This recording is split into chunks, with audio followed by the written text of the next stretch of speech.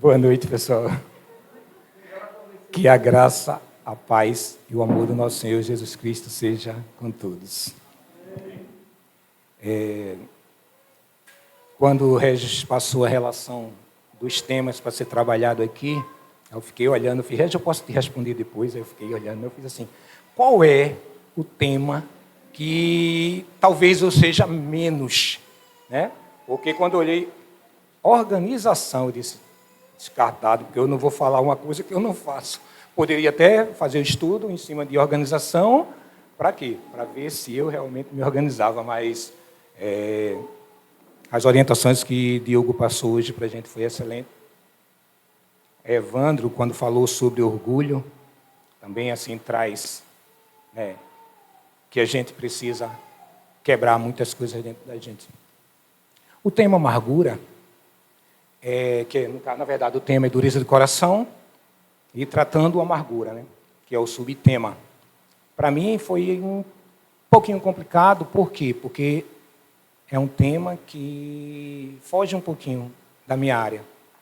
Se fosse para falar que R$2 mais 2 não é 4, ficava muito mais fácil para mim, mas falar de amargura ficou um pouquinho difícil, mas eu consegui trazer algumas coisas, fiz uma pesquisa sobre sentido, definição, trouxe alguns versículos para a gente conversar aqui um pouco.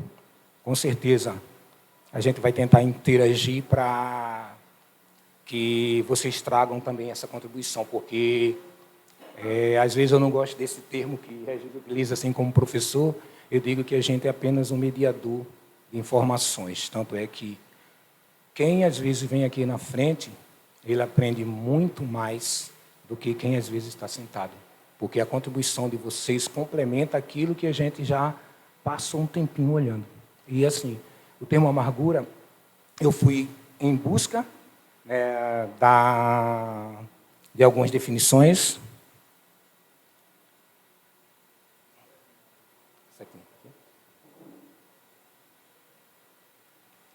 E uma das definições que eu achei, ele fala assim, ó, aquilo que tem sabor amargo, amargor, é o sinônimo de amargura. Hoje eu estava no almoço tomando um suco, que eu gosto muito do suco de limão, e às vezes eu faço muito em casa também. E eu não consigo fazer um suco de limão que seja só azedinho. Aí Fabiana fez, tira essa partezinha branca quando tu fizeres.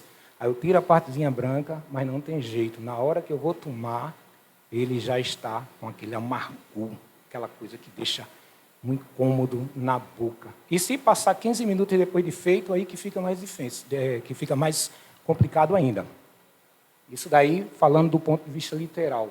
Uma outra definição, que é no sentido figurado, fala-se de dor moral, aflição, angústia, desgosto, aspereza no agir, no falar, acrimônia, azedume. E o contrário, o oposto de amargura é doçura. Amargura é um sentimento ruim, né? É um sentimento ruim que muitas vezes ele é resultado de alguns traumas emocionais passados. Muitas vezes, nós, se não tivermos cuidado, tratamos as pessoas com quem nós convivemos de uma determinada forma que isso pode causar esse sentimento nessa pessoa de amargura. E às vezes a gente nem percebe. E uma outra coisa também que nós devemos ficar atento é que, mesmo que nós não sejamos o causador desse sentimento naquela pessoa que está do nosso lado, mas ela pode ter algo do passado que acarreta também isso nela. Então, nós devemos ter esse olho clínico para olhar os nossos cônjuges, para os maridos olharem suas esposas, as esposas olharem os maridos, filhos, e perceber se de repente ela está com esse sentimento. Por quê? Angústia, ressentimento, mágoa, tristeza, desgosto. É tudo isso que a gente consegue verificar na definição. Eu separei alguns versículos para a gente tentar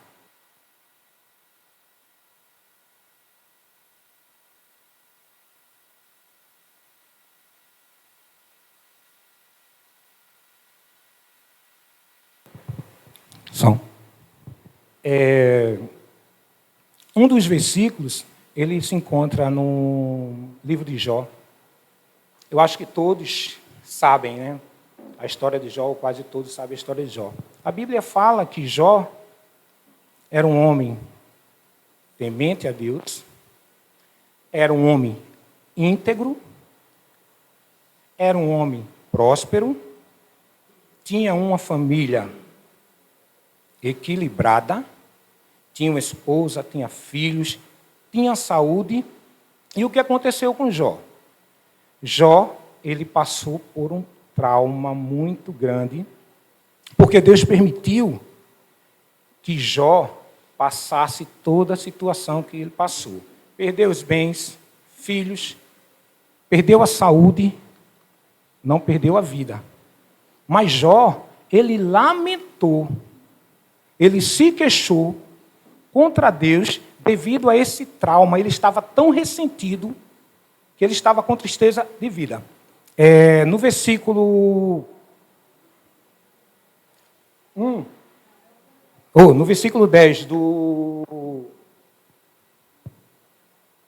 no capítulo 10 e versículo 1 do livro de Jó, Jó, ele fala: estou cansado de viver, darei livre curso à minha queixa, falarei na amargura de minha alma. No momento em que Jó está falando isso, aí eu queria só trazer a nossa atenção para o que a amargura representa nesse momento. Diante da definição, eu falei que amargura era desgosto. Então, nesse contexto, Jó estava desgostoso. Tristeza, angústia. E ele chega, diz que vai deixar as suas queixas livre. E ele começa a contestar a Deus. A contestar não, a se queixar contra Deus. Deus, por que tu permitiu isso? Tu não me ama mais, tu que me fizeste. E por que estás permitindo isso? Então, eu queria trazer só esse versículo, eu quis trazer esse versículo para nós, só para reforçar um pouco na definição do termo angústia. Diferentemente de uma outra passagem que se encontra na carta de Paulo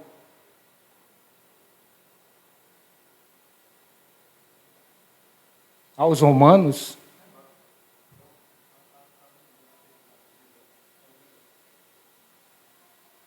Deus me auxilia aqui, que eu não sei mexer nessas coisas, não. Eu sou um pouquinho analfabeto em relação a isso aqui. Eu acho que não saiu. Ah, ficou embaixo, isso. Não, isso não, tem que voltar. Eu acho que no mesmo versículo que nós estávamos. É no mesmo slide. No mesmo slide. E o que diz nessa passagem em Romanos, né? O apóstolo Paulo, ele estava falando, já havia falado para os gregos, né, os gentios, e estava falando também para os judeus. Pronto, é porque ficou pequenininho embaixo. A boca eles têm cheia de maldição e amargura. Eu vou abrir aqui minha Bíblia no texto.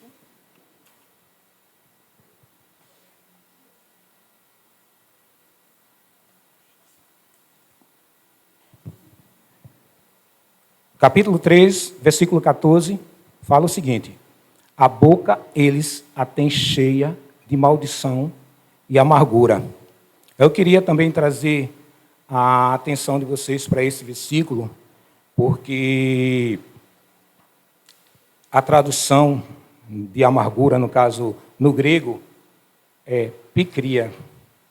E picria quer dizer raiz que produz fruto amargo.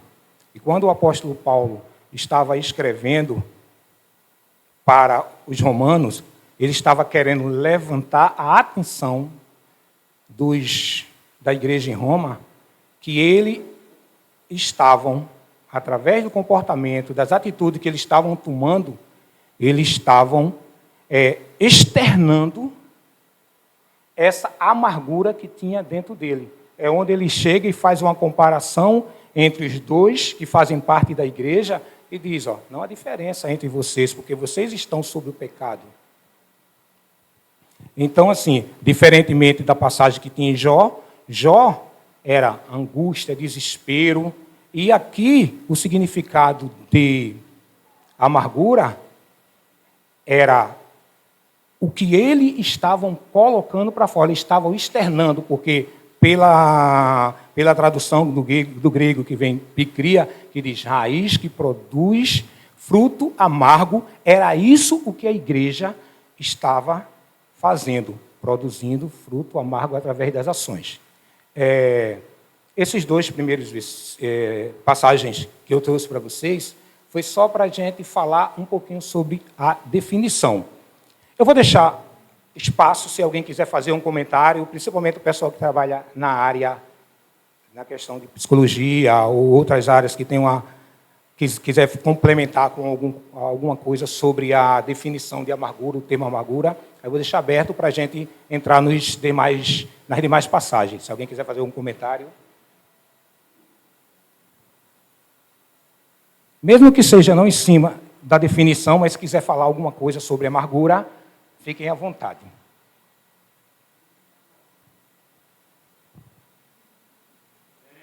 Se não temos, então a gente vai dar uma continuidade. Houve um determinado momento de minha vida em que passei por uma situação dentro de casa, junto com a minha esposa, que todo relacionamento é comum, às vezes, a gente ter um certo desentendimento. Vou expor ela um pouquinho aqui. Ela está ali olhando para mim. A gente passava por uma determinada situação e, num determinado momento, eu percebia que a minha esposa ela estava dentro de casa com monossílabos. Sim, não, é. E eu parei, o que é que está acontecendo? Cheguei para minha esposa aí, precisamos conversar, o que está acontecendo? Aí ela chegou e disse, é isso, e saiu dizendo assim, tome lapada em cima de Marcelo, porque os erros estavam muito grandes para Marcelo, que Marcelo estava cometendo.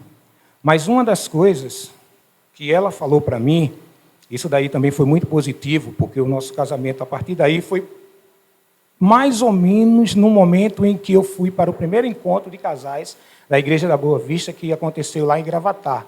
Ela disse, olha, Marcelo, eu não preciso de muita coisa para ser feliz. Eu parei. Quando eu estava fazendo o estudo a respeito desse tema para cá, eu falei, será que as atitudes que eu estava tomando dentro de casa não estava conduzindo a minha esposa para o sentimento de amargura? Aí, graças a Deus, o nosso relacionamento de lá para cá, ele só tem crescido para glorificar o nome do nosso Senhor Jesus Cristo. Mais um versículo, uma passagem que eu separei aqui para vocês. Essa passagem, a gente vai... Só um minutinho que Hildo quer falar.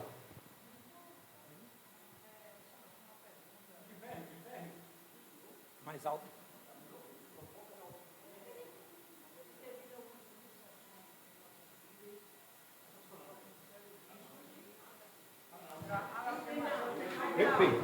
Desculpa, o celular.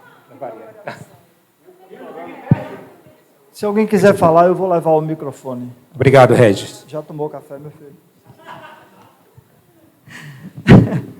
Assim, as frustrações que a gente pode acontecer na nossa caminhada, ou as nossas esposas, os nossos maridos, pode ocasionar uma amargura. A pergunta nesse... Sim. Como eu tinha falado anteriormente, determinadas situações que causam um certo trauma emocional, com certeza isso é um motivo muito grande de causar amargura. Com certeza, a pessoa pode ficar desgostosa, a pessoa pode ficar triste. Uma das características também de uma pessoa amargurada é que muitas vezes ela acha que tudo pode dar errado, que ela vai fazer. Ela também costuma culpar as outras pessoas pelos erros. Eu acho que Regis fez até um comentário aqui, aí eu lembrei que pessoa, às vezes, amargurada, ela pode culpar pessoas pelos erros.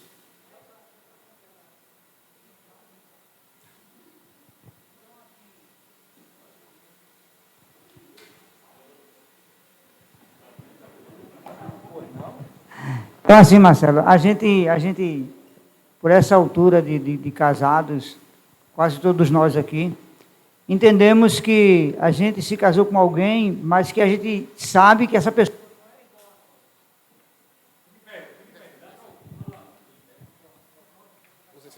É porque tu fala muito.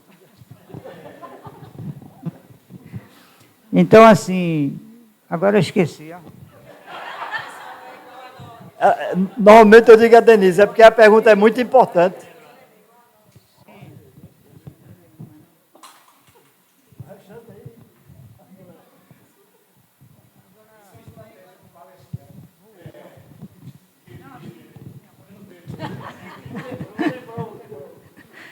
Assim, a gente, pelo tempo de casado que a maioria de nós temos aqui, e pelo tempo da vida cristã que nós temos, a gente entende que nossos cônjuges não é aquela pessoa que são iguais a nós. A gente precisa trabalhar, tá certo?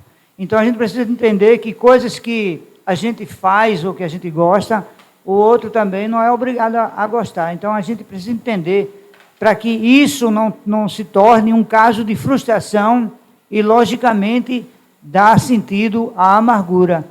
Porque às vezes a gente quer fazer algo, mas o outro lado acha que não deve fazer e a gente não faz, ou vice-versa. Então a gente precisa entender o outro lado para que não cause essa frustração que eu falei anteriormente, e daí com certeza vai deixar a outra parte amargurada. Sim, sim, sem dúvida. Dilane?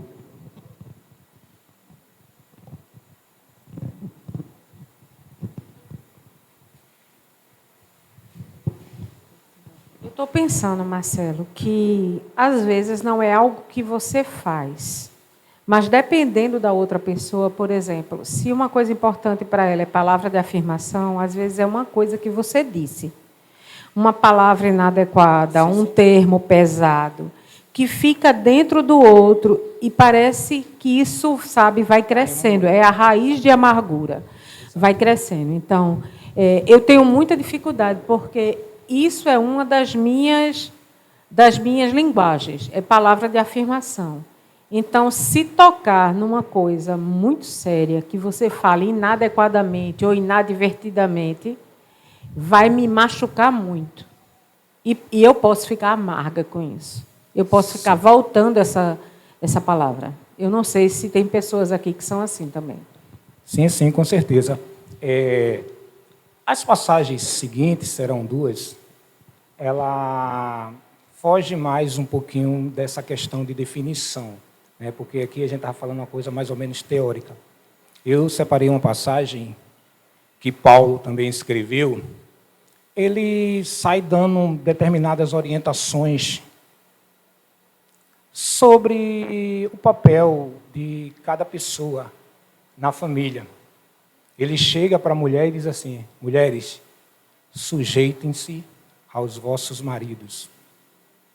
Aí ele chega para os filhos e diz assim: filhos, em tudo obedeçam aos vossos pais. Ele chega para os pais e dizem: pais, não irriteis os vossos filhos. E como o nosso foco está sendo mais direcionado marido e mulher, está escrito... Tu pode passar para mim, por favor, Diego? Diego.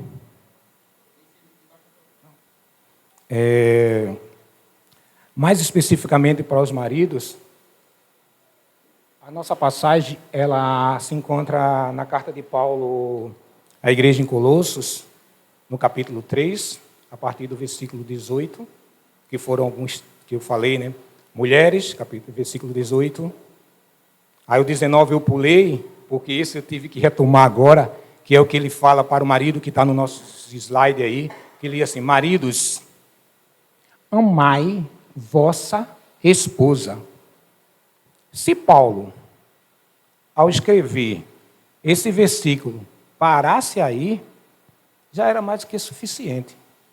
Porque se nós amarmos nossa esposa, nós a iremos tratar com amargura. E ele fala também para a igreja lá em Éfeso, quando ele diz mais ou menos as mesmas palavras, que ele diz assim: maridos, amais vossas mulheres como Cristo amou a igreja. E como Cristo amou a igreja, entregando a sua vida por ela. Trazendo para Colossenses, se nós devemos amar do mesmo jeito, então nós devemos amar a nossa esposa, entregando a vida por ela. Mas Paulo achou pouco suficiente, porque quando ele diz assim, e não a trateis com amargura, aí volta para a questão que Hildo trouxe, a pergunta que Hildo trouxe. Então quer dizer que eu posso fazer algo que pode acarretar um ressentimento, uma mágoa, uma angústia, pode acarretar uma amargura na minha esposa? Sim, com certeza. E vocês façam reflexão, será que tem algo que eu estou fazendo que pode estar acarretando uma amargura na vida da minha esposa, de Fabiana? Eu que tenho que fazer essa reflexão. Então, isso aqui, essa passagem, ela é um pouco mais prática. Ela está trazendo uma coisa real. Antes de passar para a próxima passagem, que é para finalizar, possivelmente eu irei ler todos os versículos. Aí eu queria que alguém quisesse fazer algum comentário, para a gente passar para a próxima passagem. Se alguém tem algum comentário.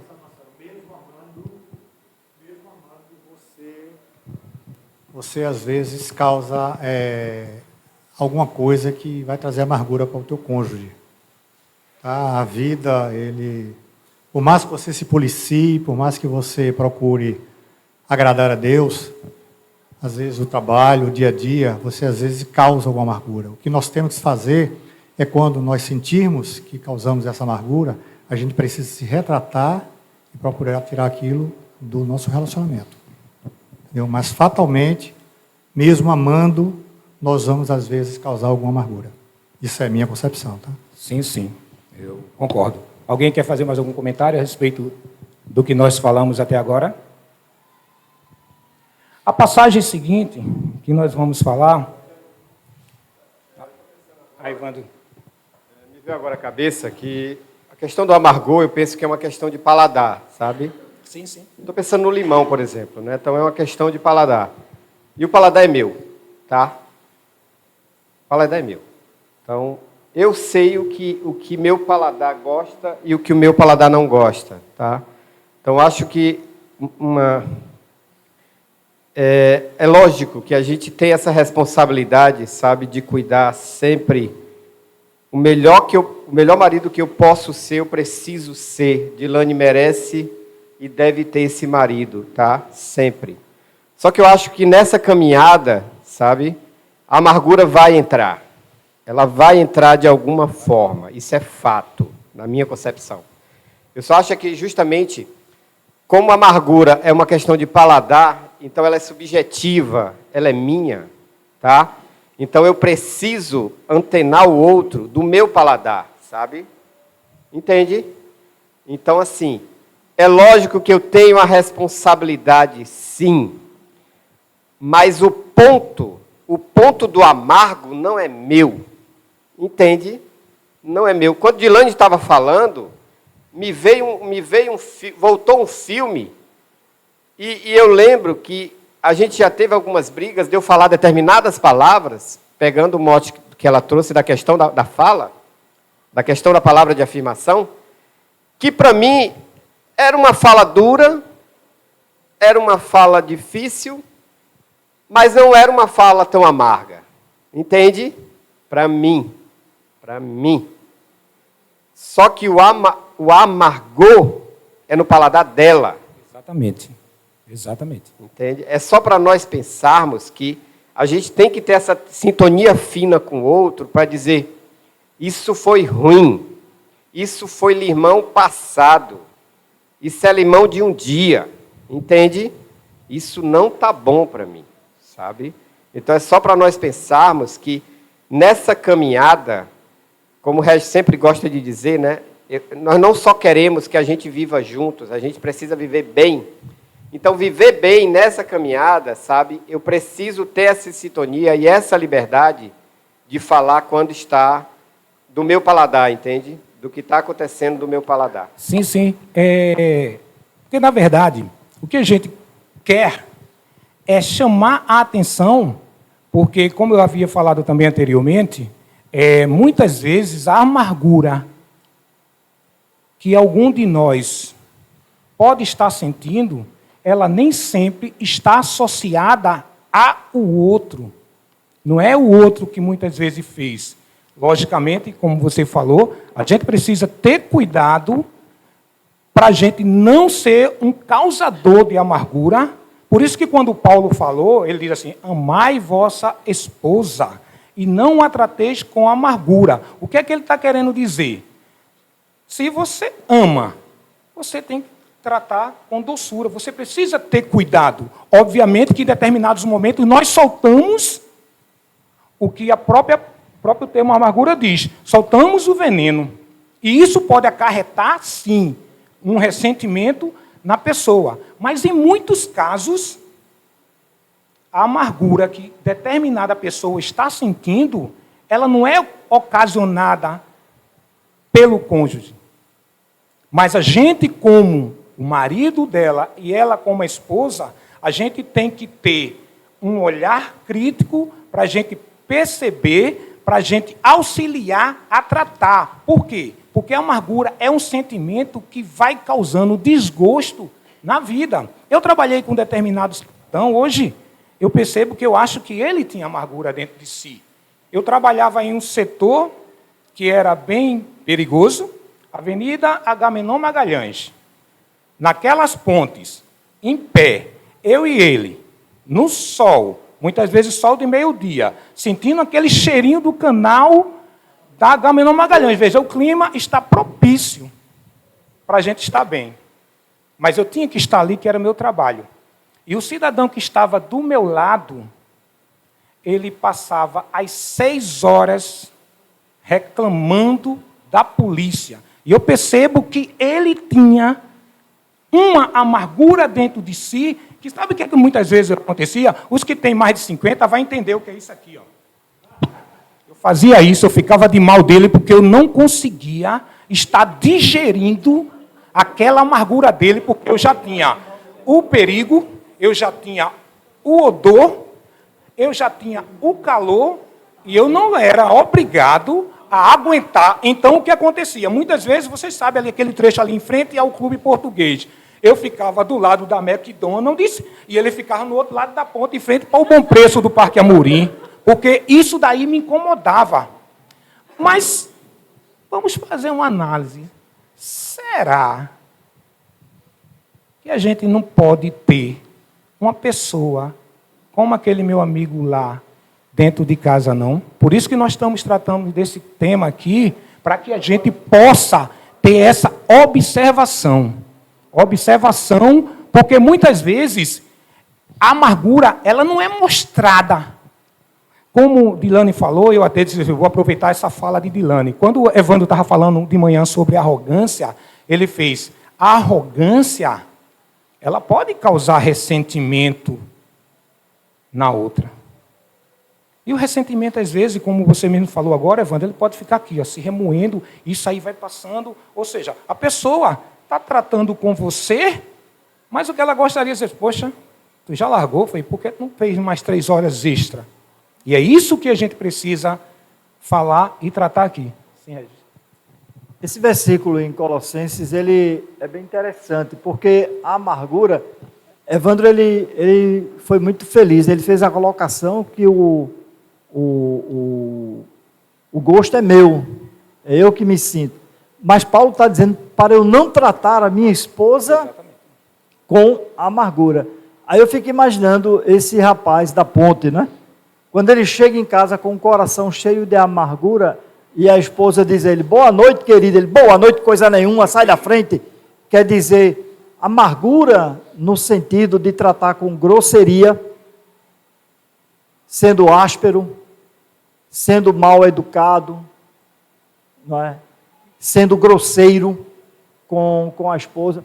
É o que ela está dentro de mim. Eu estou assim e eu externo tratando a minha esposa que não tem nada a ver.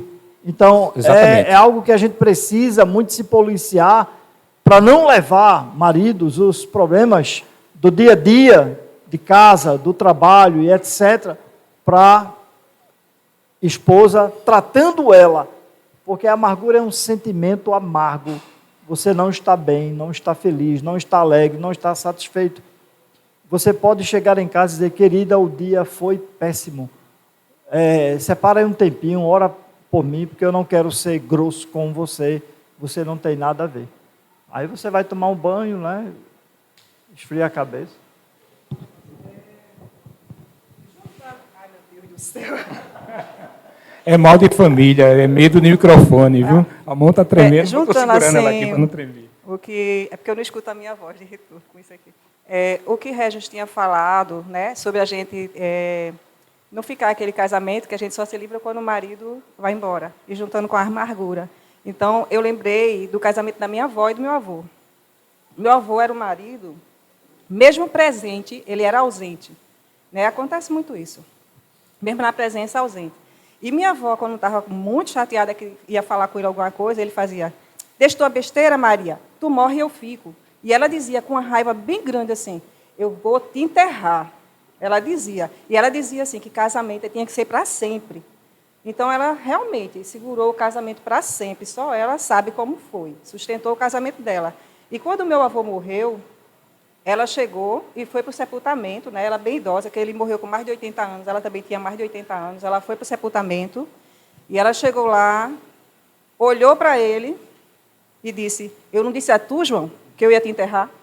Depois, passou a mão no rosto dele, beijou, chorou, porque ela amava ele. Minha avó, ela amava o marido, mas minha avó tinha muita amargura por conta de como meu avô era, porque ele não tinha carinho com neto, com filho, com esposa. Meu avô ele era uma pessoa muito egoísta, né? Seca.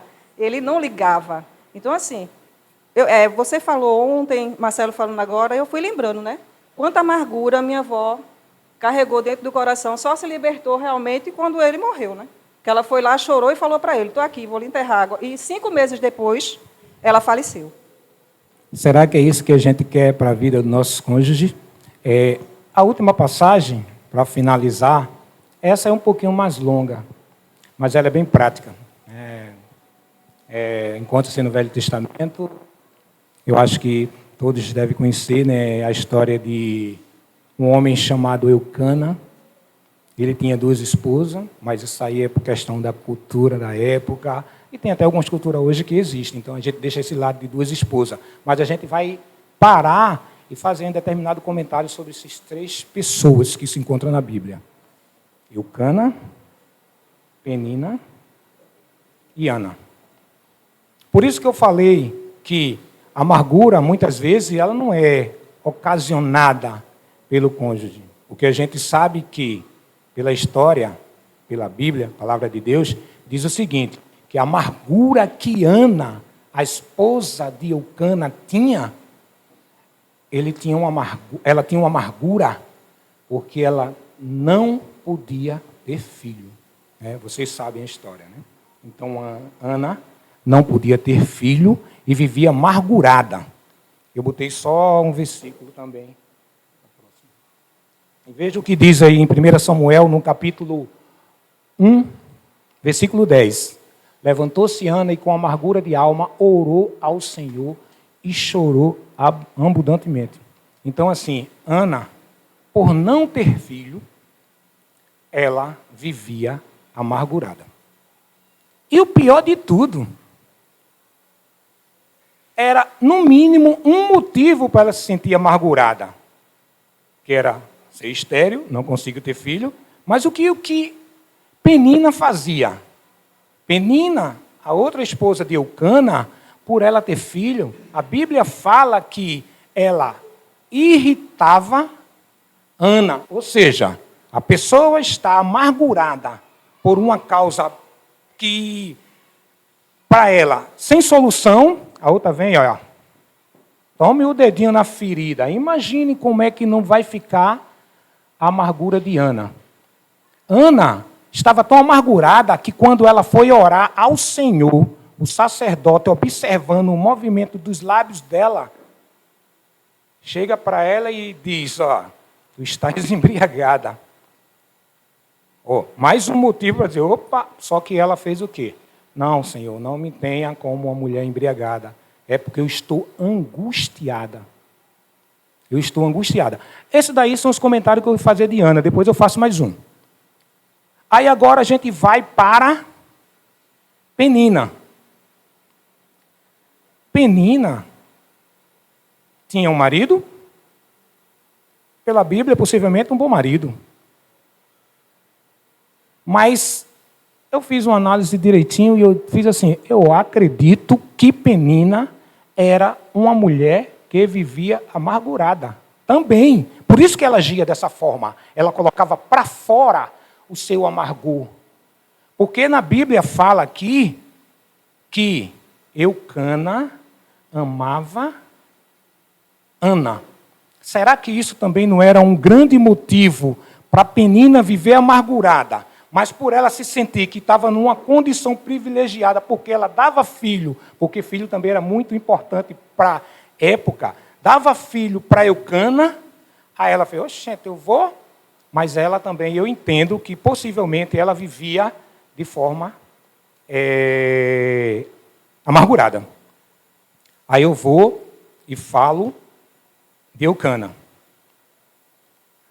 A Bíblia fala que Eucana, por amar Ana, quando ele subia para oferecer sacrifício em Siló, oferecia sacrifício por Penina e os filhos, e por Ana, ele dava porção dobrada.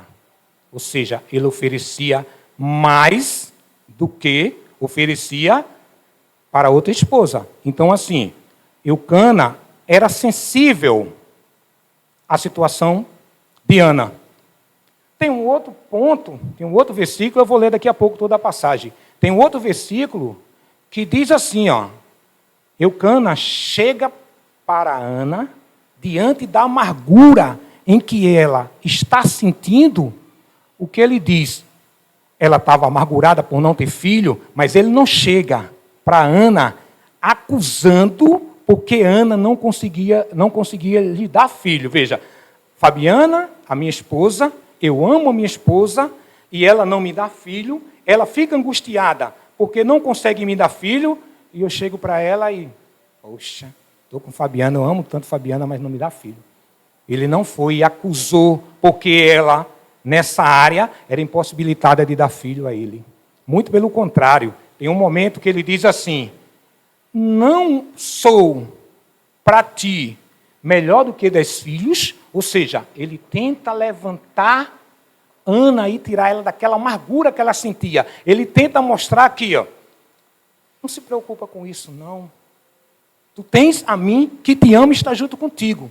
Então, assim, eu trouxe essa passagem e um comentário sobre Eucana para que nós tenhamos essa visão. Se de repente nós sentirmos que nossa esposa ou algum filho está passando por um processo, a gente não chegue e acuse. A gente tente levantar e tente tirar ela dessa amargura. Tem uma outra passagem também, mais adiante, que essa eu não vou ler depois, mas eu falo, é o versículo 23, que Eucana, logo após Ana ter filho, nascer Samuel, Aí Eucana sobe para Siló novamente para oferecer sacrifício. E Ana diz: não, eu não vou subir. Eu quero ficar aqui para amamentar. Quando ele estiver em condições de subir, eu subo. E Eucana também era um que valorizava o pensamento da esposa dele. Ele diz assim, ó: faça o que você achar melhor. Eu vou ler a passagem para a gente dar uma continuidade. 1 Samuel, capítulo 1, versículo 1, eu vou ler até o 8 e depois eu leio o 18. Houve um homem em Ramataí, Zofim, da região montanhosa de Efraim, cujo nome era Eucana, filho de Jeroão, filho de Eliú, filho de Tou, filho de Zuf, efraimita. Eucana tinha 2 mulheres, uma se chamava Ana e a outra se chamava Penina. Penina tinha filhos, Ana, porém, não tinha.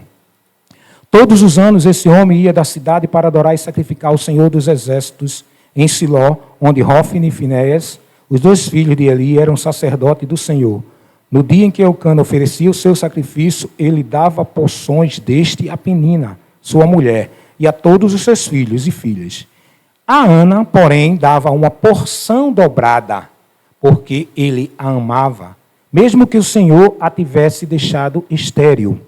Penina, sua rival, a provocava excessivamente para a irritar, porque o Senhor a tinha deixado sem filhos. Isso acontecia ano após ano. Todas as vezes que Ana ia à casa do Senhor, a outra irritava. Por isso Ana se punha a chorar e não comia nada. Então Eucana, seu marido, lhe disse: Ana, por que estás chorando? E por que não quer comer? E por que estás tão triste?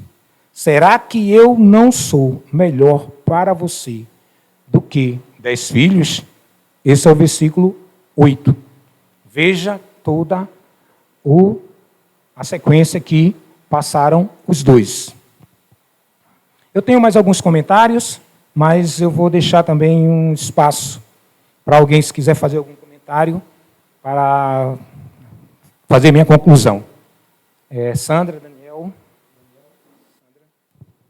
Marcelo, eu estava aqui pensando que a amargura é um pouco também, como já foi falado, não são ações, não tem a ver com ações, mas tem a ver com o estado de espírito, né, que você está. Você pode fazer tudo, mas amargurado. Você pode dar carinho para a esposa, você pode lavar prato, você pode lavar roupa, você pode trabalhar, você pode dar dinheiro, você pode... Mas se for com amargura, a outra pessoa percebe, né? O estado é um pouco do que Regis falava assim, não é o que você faz, é como você faz. Não é o que você diz, é como você diz, né? É o estado que você está. Né? E até uma pregação recente de Regis também, que ele falou da questão do cristão com relação à motivação. Né? O que é que você faz na igreja tem que estar motivado. O que é que te motiva, né, a fazer as coisas que você faz? Né? Aí lembra de 1 Coríntios 13. Não importa você dar dinheiro aos pobres, não adianta falar em línguas, não adianta ter dons, se a sua motivação... Então, eu vejo muito isso assim, que você pode fazer tudo, mas se a sua motivação ali está amargurado, está triste, aquele jeito de falar, a outra pessoa vai saber. E, para finalizar, eu lembrei de Filipenses, né, 4, que ele fala de alegria. Né? Assim, um dos frutos do Espírito é justamente estar alegre. Né? Estar alegre. Eu acho que o cristão ele tem que tentar ao máximo tirar esse estado de amargura de si, porque a gente tem motivos para ficar alegre no Senhor. Né? Esse estado de amargura, eu acho que muitas vezes vem por causa das coisas terrenas, por causa das coisas do mundo, por causa das dificuldades do mundo, mas a gente tem que sempre lembrar desse sentimento de alegria que a gente tem que estar, né? Que é um pouco ao contrário dessa amargura. Né? Exato. Sandra, por favor, Júlio, aqui no meio. Como o costume do tempo, né, ele tinha 2 esposas. Sim. Ele tinha que amar as 2 igual. Isso. Então, todo esse contexto, muita gente fala de Ana, porque Ana foi até os pés do Senhor, e Penina não.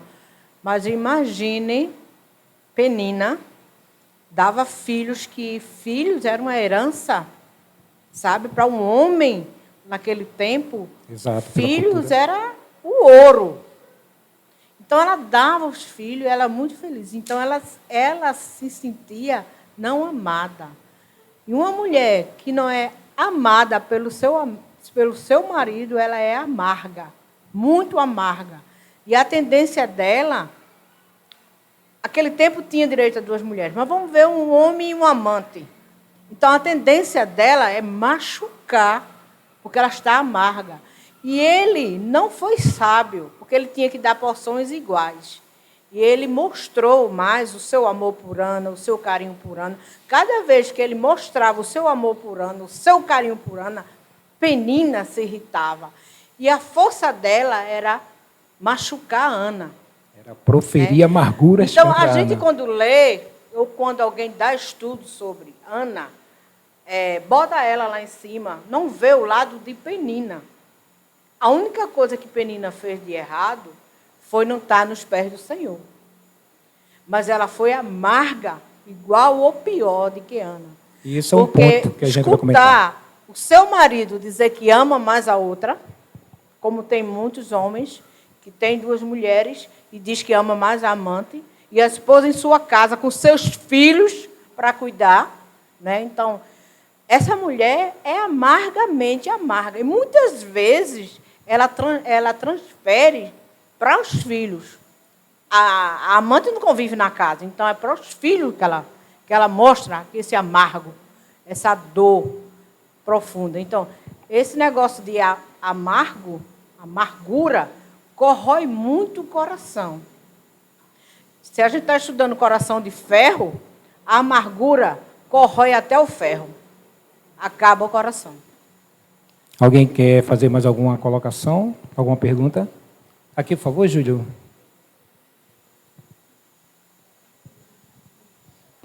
A amargura é uma coisa muito séria, sabe? E ela também traz doenças, como o coração, os batimentos acelera, você pode se infartar por conta da amargura. Você tem a sua glicose alterada por conta da amargura. E uma coisa interessante é que hoje na Igreja de Cristo existe muito tipo de trabalho que você pode estar engajado para afastar um pouquinho essa amargura, entendeu? Então é bom que a gente pense nisso também. Mais algum comentário? Uma coisa que eu queria também comentar aqui é que no versículo 18 diz assim: Ana respondeu que eu possa encontrar favor aos seus olhos. Então ela seguiu o seu caminho, comeu alguma coisa, o seu semblante não era triste. Esse trecho que eu acabei de ler foi após ela orar e ainda a resposta material ainda não havia sido realizada. Mas ela, após a oração, ela diz aqui que ela já não mais se sentia triste. Mas uma das coisas que eu queria que nós atentássemos para essa história é o seguinte, é que, principalmente porque a gente coloca a Ana mais como foco, e a gente vai assim falar sobre Ana. Ana, diante da amargura que ela sentia, ela trilhou o caminho que nós devemos trilhar. Ela apresentou o motivo da amargura dela para quem pode dar a solução, porque ela orou ao Senhor. Claro que se de repente alguém tem dentro de sua casa alguém amargurado, claro que um deve dar suporte ao outro, um tem que ter cuidado para não tratar com amargura, um tem que ajudar, mas quem dá a verdadeira solução é Deus. Então temos que orar. Aí para concluir, Regis, desculpa. Eu gostaria de fazer 2 observações. A primeira observação é que naquela época, a mulher casada, ela poderia fazer qualquer voto ao Senhor Deus. Quando o marido ficasse sabendo, ele poderia tomar 2 atitudes: ficar calado e depois de um tempo nem ele mais podia quebrar o voto. Ele aceitou. Ou ele poderia, na hora, dizer, eu não aceito, e o voto era quebrado. A mulher, na época, ela não tinha o poder, casada, de falar. Então, Ana, ela decidiu, vou deixar Samuel. E Samuel, ele não era da tribo de Levi, mas, por ser o primogênito, ele ficou servindo como sacerdote, porque todo primogênito era de Deus. E Eucana, ele não quebrou. Ele era um bom marido. Ele era um homem de um coração muito bom. Então, ele consentiu em ela dar o filho, ou voltar o filho ao Senhor. De contrapartida, o texto diz que o Senhor a abençoou. Então, o Senhor viu o dela. E Penina, ela provocava excessivamente, não é, a Ana. Então, nesse texto, dessas 3 pessoas que você fala, a gente foca muito em Ana, não é? A gente foca normalmente em Penina, o lado negativo, e a gente se esquece que o marido, pela graça divina de Deus, ele estava em uma situação tão, assim, difícil nesse relacionamento, mas ele se comportou de uma forma muito espiritual. Porque quando ele disse, vamos sacrificar, e Ana disse, não, eu vou ficar, ele disse, faça como você resolveu. Quer dizer, ele deu a ela total apoio. Se para o homem era de grande importância a mulher ter filhos, qual era a garantia que Ana ia ter outro filho? E ainda mais um homem, que naquela cultura o homem também era mais valorizado, mas ele disse, faça.